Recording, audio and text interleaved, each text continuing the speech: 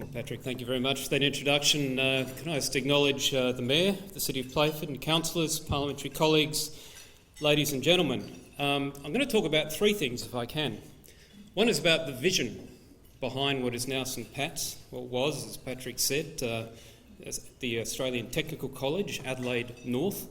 Some of the outcomes, the realities that we currently see, and then I'd like to focus just a little bit about the future, because I see that the model of technical training that is represented by St Pat's has an incredible future, and particularly here in South Australia. So the vision. Well, the vision in part was seeing that trade training shouldn't be about the tin shed down the back of a school for the kids that couldn't make it academically, which for a number of years was how it had grown to be. The feedback we had from industry was that they said, we need trade training to be the first choice of young people who see that this is a future that is well paid, that is rewarding, that opens up opportunities not just to work in the trades, but as I spoke to Jack, who's going to be speaking in a minute before, it opens the doors to a whole range of opportunities in management and owning your own business, etc.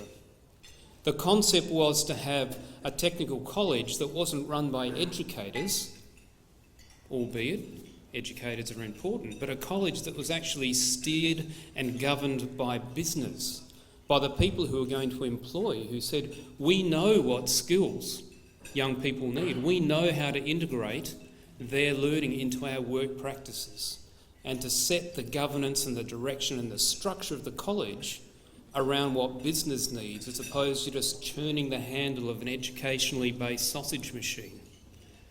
And so that vision was brought together by people with a real passion to see this work.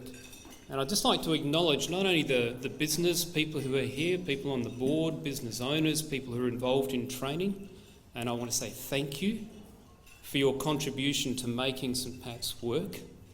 I'd also like to acknowledge the Catholic Ed sector, who right back at the start, when we were looking at setting up the Australian Technical College here, and we needed that education provider to come on board to satisfy the Year 11 and 12 side of it, the Catholic Ed sector came on board, and not only did they come on board then as a very enthusiastic and competent partner, but importantly, they owned the vision so much that in 2007, when there was a change of government and the whole federal support for this technical college dried up, the Catholic Ed sector stepped up and took over the ownership and running of the college and have done a great job with it.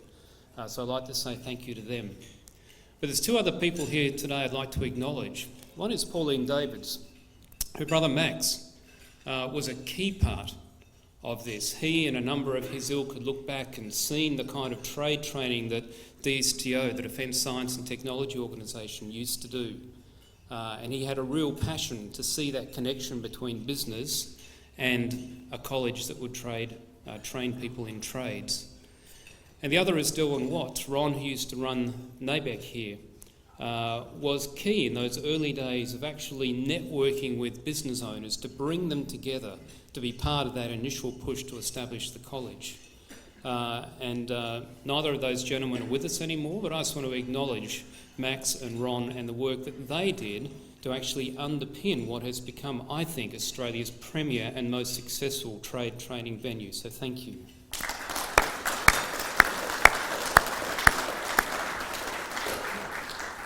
So secondly, was it just a pipe dream or has it worked? And I think if you've read that 10-year report, the results speak for themselves. You know, over 1,400 young people through, 800 of whom have gone into apprenticeships. Significantly, and albeit, you know, this is dependent on the number of surveys that have been returned, but of the surveys that have been returned, 94% completion rate of apprenticeships, which is outstanding compared to the national benchmark. 98% job outcomes. 98% of people who came through St Pat's are in full-time work. That is an outstanding outcome, not only for those young people, but for the businesses that they are now working with. And as we'll hear from Jack, as Apprentice of the Year, quality people who are going out and adding value to our industry sector here in South Australia and nationally. But what for the future? Well, if you look back at one of the 4 key areas that was talked about with the Australian Technical College, one of the 4 key areas was the growth of defence industries here in South Australia. And people saw that particularly in the north and northwest there was going to be an increasing amount of defence work. Well, one of the initiatives of this current federal government is the Defence Industry Policy Statement released last year, which makes industry a fundamental input to defence capability. And what that means is that for the first time ever, under either side of politics, we're seeing a government that says we need to work with industry to grow a sovereign capability here in Australia. And one of the signature programs for that is the National Shipbuilding Program, the continuous shipbuild that will be based here in South Australia.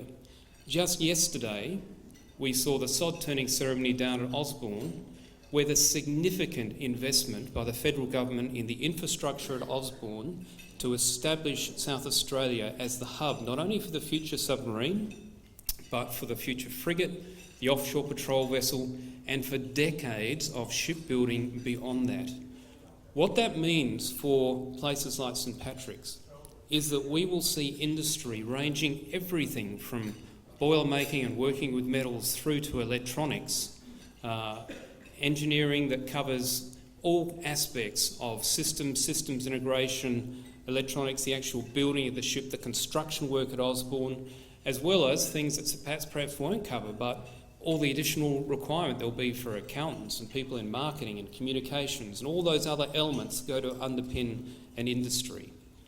And so things like the Australian Naval Shipbuilding College that you may have heard about, its role is not to replicate things like St Patrick's, but to be an aggregator of demand, to understand what is it that the supply chain, not only the first tier but second and third tier suppliers into the shipbuilding trades and jobs need, but then to actually go and source providers around South Australia and around the country who can provide the training so that we take people, not only people who are currently tradesmen, not only people transitioning out of the auto sector, but importantly, young people who are still in primary school, providing the pathways for them, because this work in an increasing span of trades is going to be resident here in South Australia for decades to come.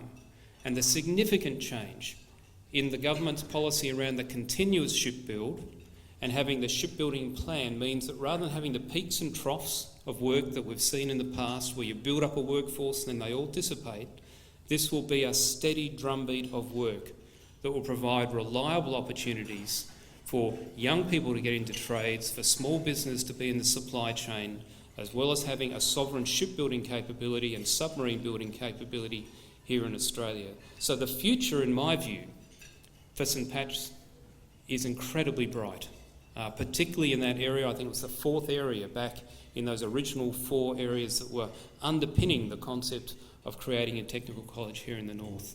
So it's been a fantastic 10 years for St Pat's. The vision, the people who had that passion to bring it together has been realised in what you are achieving right now, but the future is only going to get better. So congratulations for 10 years and all the very best for the next 10 years and beyond for St Pat's Technical College. Thank you.